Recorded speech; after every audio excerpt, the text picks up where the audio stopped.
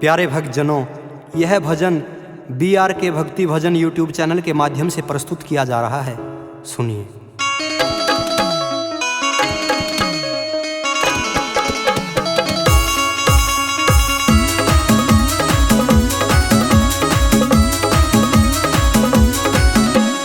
आ मेरी मैया आ जारी दरबारा में था जारी।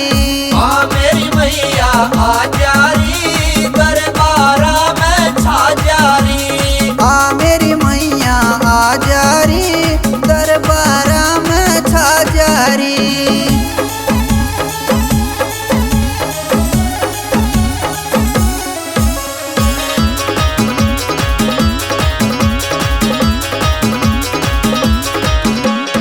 चट्टान में तेरी जोत जगे दीन दुखी के भाग जगे।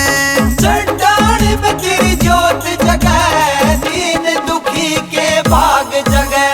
चट्टान में तेरी जोत जगे दीन दुखी के भाग जगे।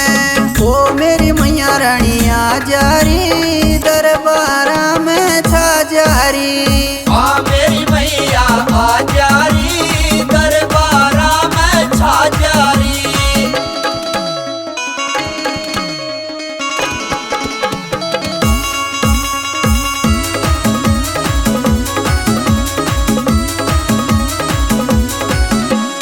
चट्टाने में आके तने भगत का मान बढ़ाया री। चट्टाने में आके तने भगत का मान बढ़ाया री। चट्टाने में आके तने भगत का मान बढ़ाया री। छोड़ किनारे मा तू बैठी पाई री हरियाणे में तू छाई री।